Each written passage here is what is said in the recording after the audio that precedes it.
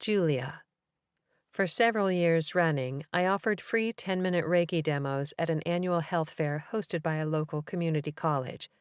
The booths were arranged in a large open area just inside the main doors to the building, so there was a lot of traffic and many opportunities to introduce people to energy healing work.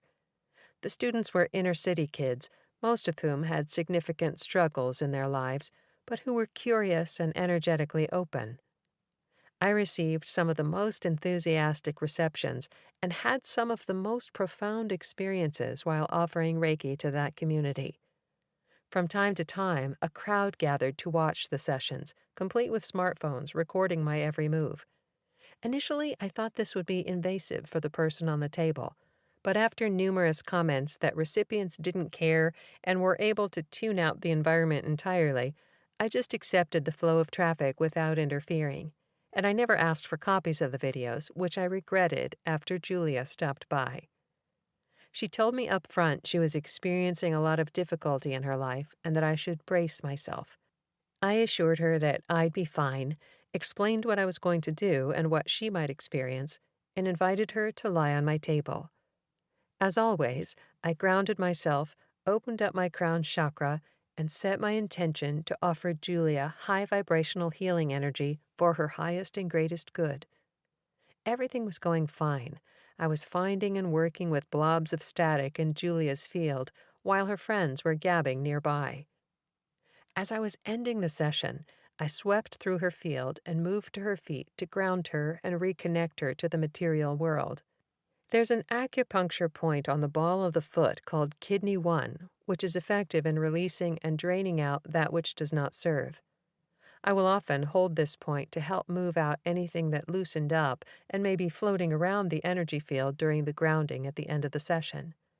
My visual is that the unwanted energy just flows out, much as punch flows out of a picnic thermos's spout when you push the button. Sometimes I see a murky brown drizzle or a greenish-gray flow.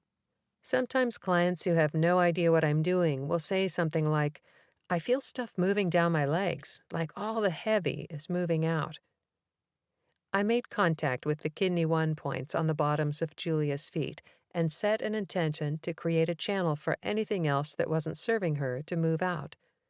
Julia had been resting peacefully in a semi-conscious state, but as soon as I set this intention, her chest rose up into the air in a movement that initiated a fluid wave down through her abdomen, hips, legs, and feet. As the wave reached me, I felt something move up my arms, around the side of my head and away, and my body became the continuation of the movement, as if we were performing some choreographed breakdance move. My eyes got wide, Julia's eyes got wide, and there was a collective outburst from her group of friends. One of them squealed, "Ooh, I seen that with my own eyes. I seen that." Julia was moved to tears by the experience. She got off the table and hugged me, and I directed her to sit in a chair nearby until she felt able to go on about her day. I was there if she needed me, and her friends were there to support her as well, so she just let loose and sobbed, loudly. After a few minutes, a school administrator came by looking quite alarmed. He looked at her, looked at me, looked back at her, and demanded to know what's going on here. It took a few minutes to convince him that everything was okay. "Julia, give him a thumbs up or something," I pleaded. "He thinks I hurt you." He walked away puzzled and disconcerted. This was not within his range of expected outcomes at the school's annual health fair.